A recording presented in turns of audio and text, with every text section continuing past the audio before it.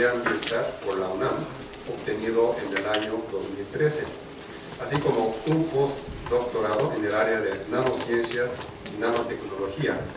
Actualmente ostenta el grado de investigador asociado C en el Instituto de Ciencias Aplicadas y Tecnología de la UNAM, donde labora desde 2015, es decir, 5 años. Las principales líneas de investigación del Dr. Durán son: 1. La determinación de contaminantes orgánicos de interés emergente en matrices ambientales, incluyendo agua, suelo, sedimentos y otros. 2. El desarrollo de métodos analíticos basados en cromatografía de líquidos, acoplada a espectrometría de masas en las áreas de química ambiental, química en alimentos y salud. 3. La síntesis y caracterización de materiales nanométricos en forma de polvos y películas delgadas para su uso en reacciones de fotocatálisis. 4. La implementación del proceso de fotocatálisis para purificación del agua. Y el último, el reuso de agua en zonas áridas. Actualmente, el Dr. Durán cuenta con 25 artículos científicos en revistas internacionales indizadas y 7 capítulos publicados en libros nacionales e internacionales. Sus publicaciones cuentan con cerca de 750 citas y un valor de índice H de 12. Actualmente, el Dr. Durán funge como editor de un libro sobre la presencia, destino y efectos de fármacos en ambientes costeros y marinos para la casa editorial Elsevier. Bien, entonces comenzaremos con la ponencia. Se llama Escalamiento de sistemas fotocatalíticos enfocados en el tratamiento del agua para consumo humano. Adelante. Bueno, muchas gracias por la presentación. Está un poquito larga. Creo que quedó demasiado larga. Bueno, sí, básicamente voy a comentar con ustedes. Uno de los temas que manejamos en el Laboratorio Universitario de Nanotecnología Ambiental, que es donde yo laboro, que son los sistemas de semiconductores para tratamiento de agua principalmente. Entonces, como decía, el Laboratorio Universitario de Nanotecnología Ambiental, LUNA, tiene por misión desarrollar sistemas catalíticos nanoestructurados con ventajas competitivas con los existentes, proporcionar servicios a la comunidad académica, porque somos un laboratorio universitario, también proporcionamos servicios a iniciativa privada, apoyamos con proyectos de investigación en distintos niveles, y bueno, la idea es justamente esto, implementar los sistemas o los semiconductores que desarrollamos para el medio ambiente. También hacemos medición, como bien comentaban, que hacemos mediciones de contaminantes orgánicos e inorgánicos en diferentes matrices, como por ejemplo agua residual, agua tratada, agua de reuso agrícola, etc. Entonces, en el área de catálisis, que es de la que voy a hablar ahora, trabajamos con diferentes materiales, como materiales de estructurador de carbono, diferentes semiconductores de óxidos no reducibles, como principalmente titanio, helio, aluminio, etc. Óxidos metálicos nanométricos puros y modificados en superficie con nanopartículas de oro, de plata, de iridio, de cobre, y los usamos principalmente en el área de catálisis para oxidación de CO, para abatimiento de la contaminación del aire, oxidación de hollín y oxidación de compuestos orgánicos volátiles. En el área de fotocatálisis lo usamos para degradación de contaminantes. Nuestro principal interés en el grupo son los contaminantes orgánicos de interés emergente, como por ejemplo los antibióticos, pero también hacemos algunos intentos, por ejemplo, para reducir cromo, para oxidar arsénico. También trabajamos en el área de producción de hidrógeno por rompimiento de la molécula de agua, que es una reacción fotocatalítica de reducción, y la fotosíntesis artificial, que también es una reacción fotocatalítica de reducción en donde se reduce el dióxido de carbono en hidrógeno y en algunos hidrocarburos de cadena corta. Entonces, bueno, el fenómeno de fotocatálisis, ya muchos aquí lo conocen. Básicamente tenemos un semiconductor cristalino, de preferencia nanoparticulado, el cual, pues al ser un sólido, va a contar con bandas en lugar de orbitales. Entonces vamos a tener aquí la banda de valencia, la banda de conducción. El semiconductor va a ser excitado con luz a una longitud de onda dada, y entonces electrones que están en la banda de valencia van a ser promovidos, van a obtener energía y van a pasar a la banda de conducción. Y entonces tenemos básicamente un sistema redox, un sistema que es capaz de oxidar y de reducir a la vez. Entonces es muy importante que se lleve a cabo este proceso de promoción de los electrones, evitando la recombinación, ¿no? Que el electrón vuelva a su estado basal. Y entonces estas especies reductoras y oxidantes van a reaccionar con todo aquello que esté en la superficie. Entonces también es muy importante tener un área superficial específica lo suficientemente grande, ¿no? La molécula de agua se va a oxidar para generar especies oxidantes como los orbitales OH, y el electrón va a comenzar a reducir el oxígeno disuelto para producir, pues, especies como el peróxido y eventualmente el hidróxido activado. Entonces, como les comentaba, nosotros trabajamos con diferentes semiconductores. Entonces estaba haciendo este esquema hace un par de días, y entonces me doy cuenta con orgullo, y veo aquí a mis dos alumnos que trabajan en materiales basados en bismuto, en todos los materiales que hemos trabajado, como por ejemplo vanato de bismuto, wolframato de bismuto, oxialuros de bismuto, por ejemplo oxiyoduro, oxibromuro, oxicloruro, vanadato de bismuto con nanopartículas de plata, y en el caso de películas delgadas se ha depositado el oxiyoduro de bismuto tanto en superficies de vidrio como en superficies poliméricas, como por ejemplo acrílico, ¿no? Y bueno, ustedes, en el caso de Daniel y en el caso de mi estudiante Carolina, pues ha trabajado en estas heteroestructuras en donde se tienen oxialuros de bismuto, oxibromuros, y se forman heteroestructuras con sulfuros. Entonces, pues buscábamos tener un esquema Z, pero de todos modos, aunque no lo obtuvimos, nos dieron cosas muy interesantes. Pero bueno, entonces, básicamente lo que hacemos en el laboratorio, lo que tratamos de hacer es la parte química, sintetizar los fotocatalizadores, ¿no? Que se vean muy bonitos así en la microscopía, en el SEM. Aquí tenemos microesferas. Mencionaba que es muy importante tener un área superficial específica bien amplia para que se lleven a cabo los fenómenos de fotocatálisis con un mayor rendimiento. Entonces, qué mejor que tener estructuras tridimensionales. Pero pues también tenemos estructuras así como estos pinos, viéndolos con mucha imaginación. Y la idea es llevar a estos semiconductores a una mayor escala, no solamente quedarnos en la escala del vaso de precipitados en el laboratorio. Entonces, lo que hacemos son escalamientos, y por estos escalamientos nos referimos, por ejemplo, a probar estos semiconductores como una suspensión en condiciones dinámicas de flujo en un reactor tipo tubular, o bien depositar estos semiconductores en una película delgada. De hecho, en uno de los talleres comentaban los chicos que es importante pegar los semiconductores a una superficie para poder evitar ese paso, esa operación unitaria de separación de materiales nanoparticulados del agua.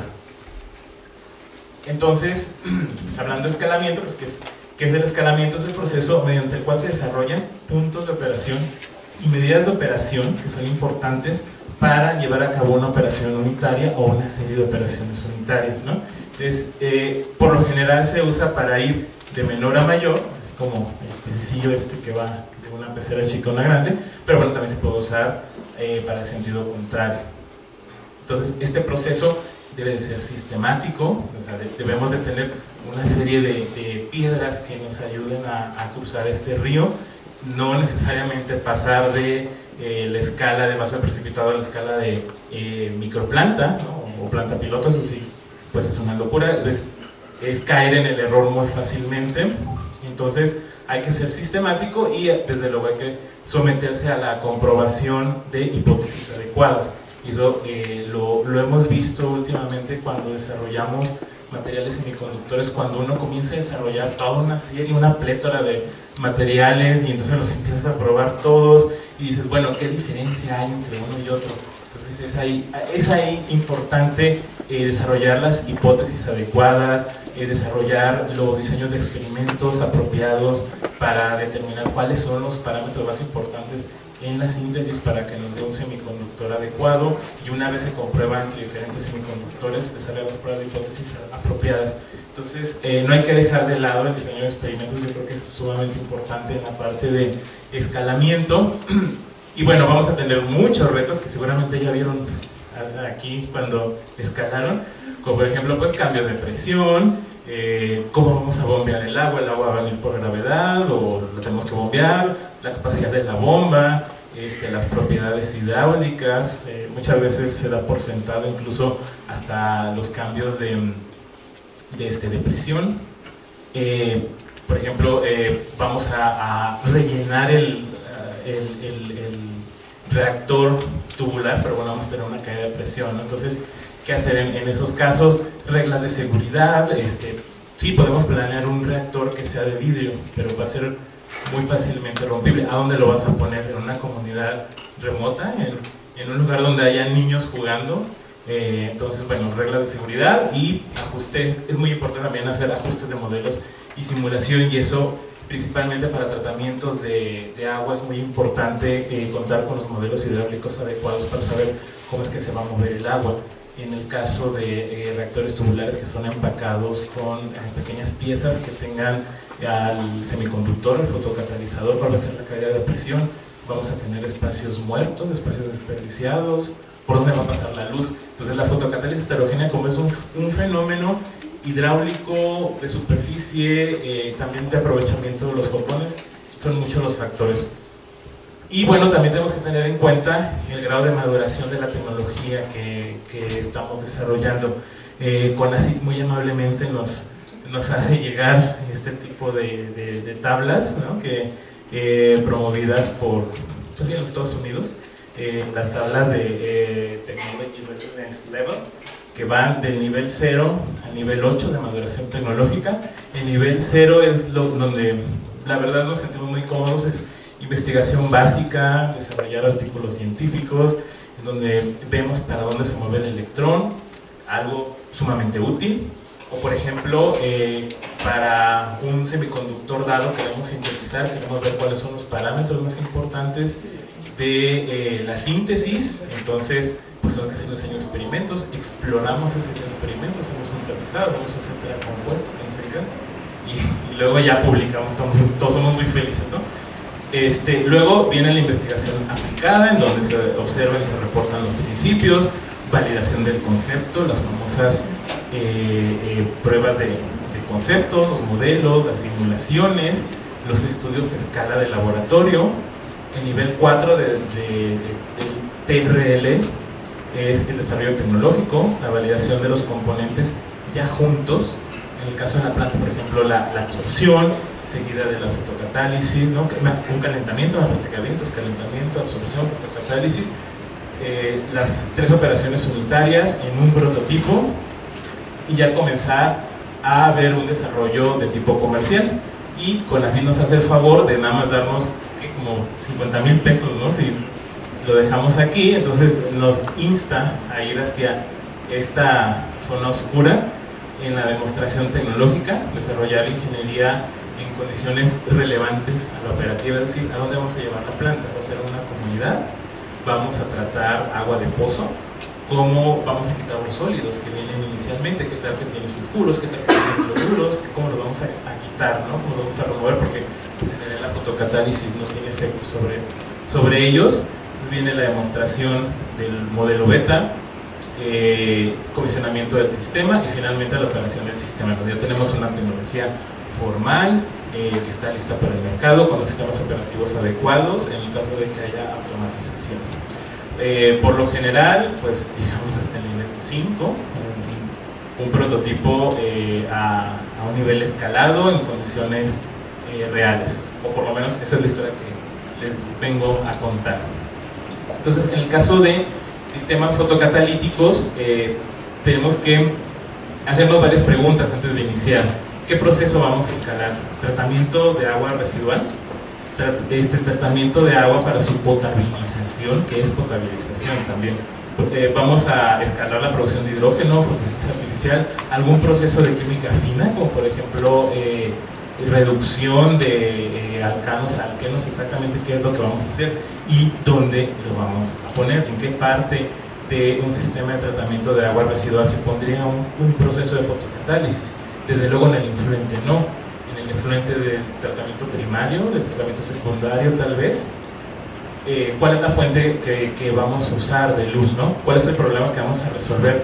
Vamos a resolver desinfección, quitar bacterias, quitar virus de ahí. También esto es muy importante preguntárnoslo en el sentido de qué puedo medir, ¿no? Contaminantes orgánicos de cualquier tipo, incluyendo materia orgánica disuelta, o en el caso de potabilización, en qué parte pongo el proceso de fotocatálisis, qué va a haber antes, qué va a haber después. Desde luego, por ley debe de haber cloración después, o debe de haber en algún punto cloro, ¿no? A menos que el usuario lo vaya a usar directamente. Entonces, bueno, nosotros en el Laboratorio Universitario de Nanotecnología Ambiental usamos dos tipos de enfoque para hacer el escalamiento. Por un lado, pasamos de matrices sencillas, como es el agua pura, a matrices más complejas, como agua a la llave, efluentes de plantas de tratamiento, agua superficial, etc. Entonces pongo aquí como ejemplo una bonita microesfera de oxiyoduro de bismuto. Entonces, en un trabajo bastante completo, se sintetizaron diferentes oxiyoduros de bismuto, y esa es la parte, el nivel cero de la tecnología, ¿no? Porque pudimos obtener las microesferas, pudimos ver cómo diferentes tratamientos en la síntesis, diferentes disolventes usados en la síntesis nos daban compuestos con diferentes vacancias de yoduro en este caso. Y estas vacancias de yoduro abrían el band gap, es decir, hacían que el semiconductor fuera activo en condiciones o en luz cada vez más cercana a la ultravioleta. Sin embargo, baja bastante el potencial de la banda de oxidación, es decir, se hace más oxidante. Y bueno, ya vienen muchas más preguntas, ¿no? Quiero bajar el band gap y que sea muy oxidante, quiero mantener un band gap pequeño que se pueda combinar fácilmente, pero que no sea tan oxidante. Entonces, bueno, hay que preguntarse, bueno, ¿qué demonios queremos, no? Y luego de aquí probamos la degradación de la molécula de oxitetraciclina, que es un antibiótico sumamente usado en todo el mundo. Por ejemplo, en los Estados Unidos es el antibiótico más usado para fines veterinarios. Todo el ganado vacuno se le suministra oxitetraciclina para que la gente pueda comer felizmente carne tártara sin demandas en los restaurantes. Y entonces hay mucha oxitetraciclina en los cuerpos superficiales de agua, incluso en el agua subterránea, no se diga en el agua residual.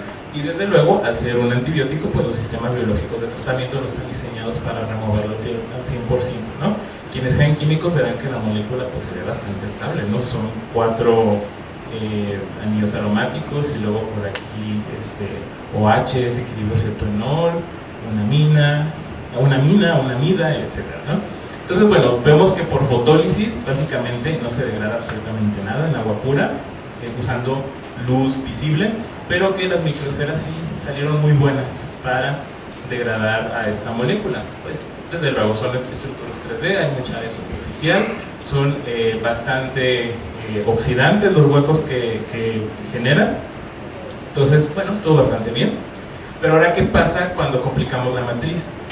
Ahora vamos a usar agua de la llave. En agua de la llave, bueno, ya no tenemos un pH, bueno, sí, está cercano a la neutralidad, pero tiende más hacia lo básico.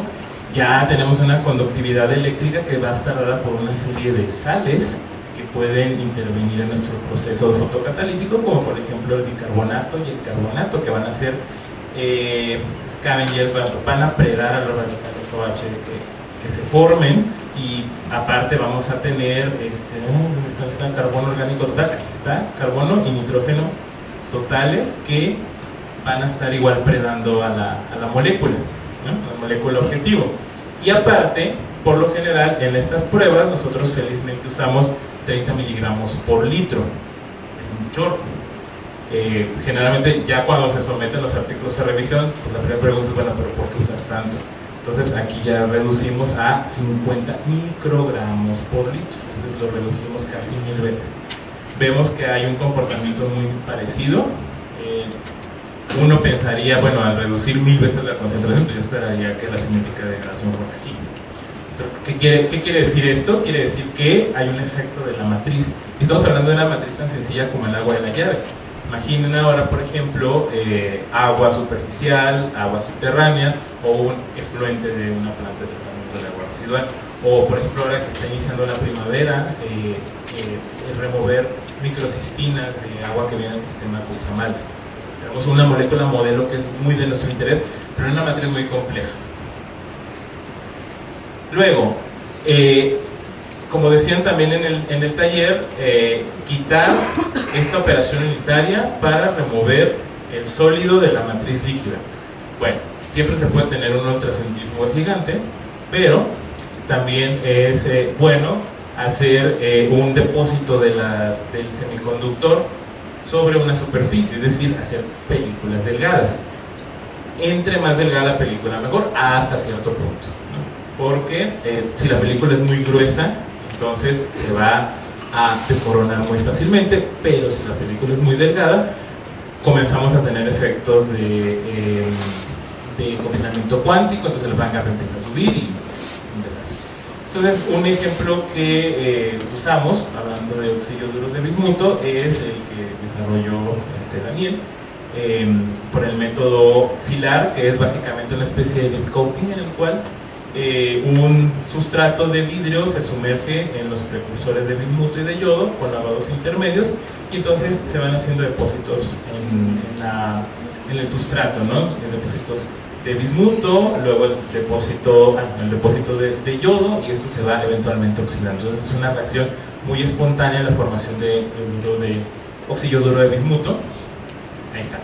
Esta es la película, vista por centro. Son florecitas muy bonitas que, por cierto, nunca mandaron a esta de concurso de fotografía, por cierto. Y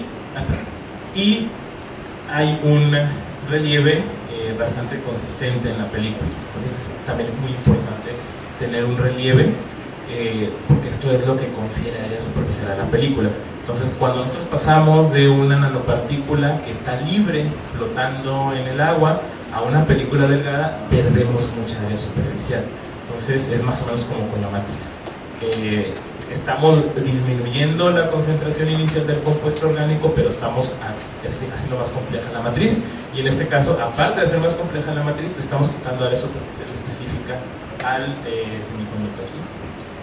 Entonces, vimos qué pasa en agua de la llave para la remoción del antibiótico ciprofloxacino y el antibiótico oxitetraciclina.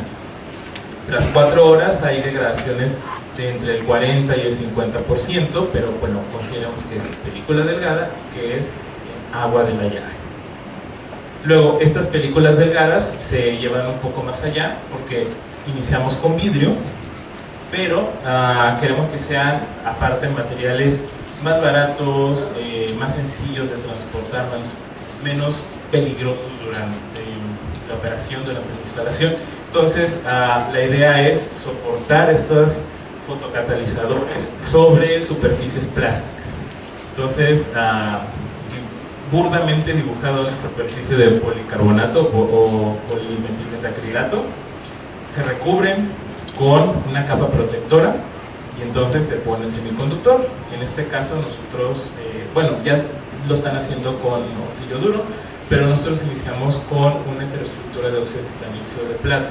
Ahora bien, es importante recubrir el material de soporte, porque decíamos, este semiconductor va a empezar a producir especies sumamente oxidantes que no son selectivas. Entonces estas especies oxidantes le pueden dar en la torre al soporte, a diferencia del vidrio. Le dan en la torre, liberan el semiconductor y adiós fotocatalizador.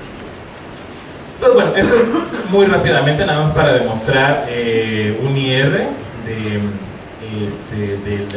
policarbonato. Entonces aquí están las bandas de metilometileno, creo que sería como lo más interesante, y cómo desaparecen cuando depositamos sobre ellos el TEOS, el tetraetoxisilicato, y luego encima Ahí por aquí se ven las señales de silicio-oxígeno. Y luego depositamos el óxido de titanio. Vemos que aquí hay un crecimiento de los OH en superficie y luego estos poco a poco se van cubriendo, ¿no? Hay otras señales que también nos dan fe de que se está depositando el TEOS y que encima está depositando el óxido de titanio, y también tenemos micrografías. Luego se probaron para diferentes plásticos, por ejemplo PET, polipropileno. Esta es una membrana de poliéter-sulfona. Se probó pegar la película delgada de óxido de titanio y ver la degradación de ciprofloxacino, el antibiótico ciprofloxacino, a lo largo del tiempo, y también en agua de la llave, y también ver la degradación de carbono orgánico total. Que el carbono orgánico total, pues podemos ver toda la materia orgánica, todo el pool de materia orgánica, y la desaparición de carbono orgánico total significa su mineralización, es decir, su transformación a CO2. Entonces, bueno, vemos que es bastante factible. Entonces, ya aquí estamos probando el concepto de que sí se pueden crear películas delgadas sobre soportes plásticos y que son fotocatalíticamente activos.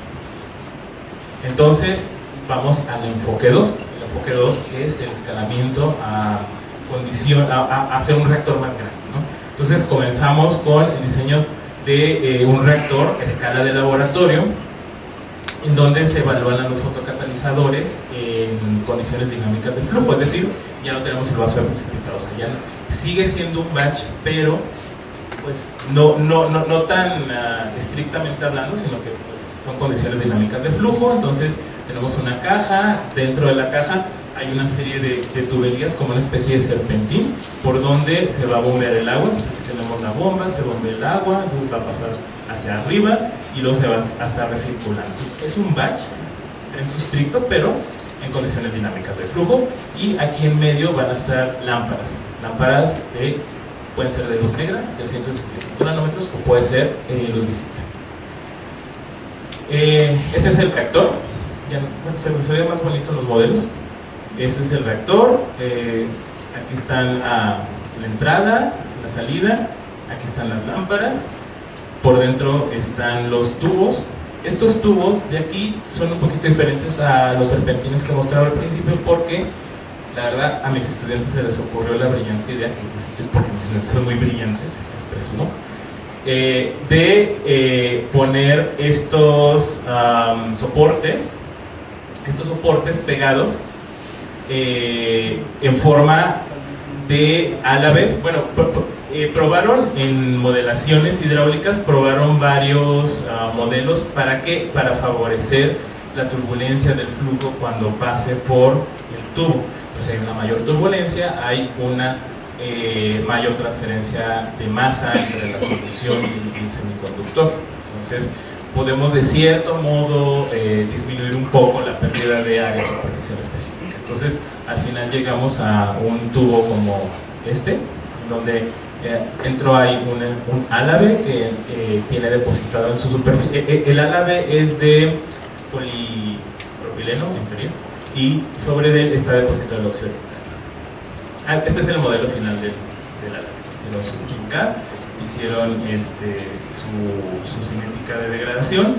Como decía, es muy importante probar diferentes condiciones, hacer pruebas de hipótesis para poder aceptar o rechazar una condición. Se probaron diferentes caudales en mililitros por minuto, porque estamos a escala de laboratorio, y con este enfoque pasamos a una escala microplanta. Entonces, en esta escala microplanta se va a usar este mismo modelo de una entrada y va a pasar por esta especie de serpentín, y este serpentín va a tener, cada uno de estas cosas que se ven aquí es uno de estos cartuchos, ¿sí?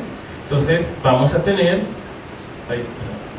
aquí 4 y 4x8 reactores fotocatalíticos en serie, por donde va a estar pasando el agua, se va a favorecer la turbulencia, va a ocurrir el fenómeno de fotocatálisis, se pueden tener luces visibles o luces negras, ¿no? Bueno, este es el reactor como tal, y vamos a hacer un video, pero con Bueno, esta fue la entrega del sistema fotocatalítico. Estos niños no saben lo que están haciendo. Bueno, pero la buena noticia es que ya pasaron de año. Sí pasaron. Ahora, muy importante, darle seguimiento al sistema. Siempre es bonito entregar el sistema y cerrar proyectos, sobre todo cerrar proyectos, pero eventualmente se tiene que dar un mantenimiento. En el caso de estos sistemas fotocatalíticos, no hay que olvidar que las tuberías van a estar irradiadas buena parte del tiempo, todo el tiempo, van a estar en condiciones húmedas, y entonces algo muy bonito que nos topamos es el florecimiento de algunas algas que van a ser algo recalcitrantes. Afortunadamente los niños no les pasó nada. Bueno, hay hipsters que compran algas para comer, entonces son como niños hipsters. Entonces, bueno, como reflexiones finales, pues el proceso de fotocatálisis para el tratamiento de agua es posible como un tratamiento terciario en un sistema de tratamiento de agua residual o en algún punto de potabilización, sobre todo si va a ser antes de que llegue al usuario, por el caso de la exploración. Siempre debe haber exploración para el agua potable. Entonces el escalamiento precisa el soporte del fotocatalizador en forma de películas delgadas, sí o sí, porque difícilmente vamos a tener una macro ultracentrífuga. Es imprescindible el uso de fotocatalizadores que sean activos en el espectro de luz visible, como hicieron la planta, para apuntar a la construcción de sistemas sustentables. Siempre es importante ver cuáles son las variables más importantes. Entonces yo siempre últimamente recomiendo hacer diseño de experimentos. Es muy importante ver cuáles son los factores que son realmente importantes, porque se nos pueden ocurrir muchas cosas, pero no hay como hacer un diseño de experimentos, una prueba de hipótesis, y que los diagramas de Pareto nos digan que sí es importante y que no es importante. Entonces también es posible el uso de soportes ligeros, baratos, que sean seguros, en el caso de que estos sean llevados los sistemas de fotocatálisis sean llevados a la población, como por ejemplo policarbonato, o ya si queremos hacer un bonito acuerdo con la Coca-Cola, vamos a usar para los fotocatalizadores, ese tipo de cosas, ¿no? Entonces también necesitamos hacer un seguimiento a largo plazo, por lo menos a mediano y a largo plazo, de los sistemas de fotocatálisis. Muchas gracias.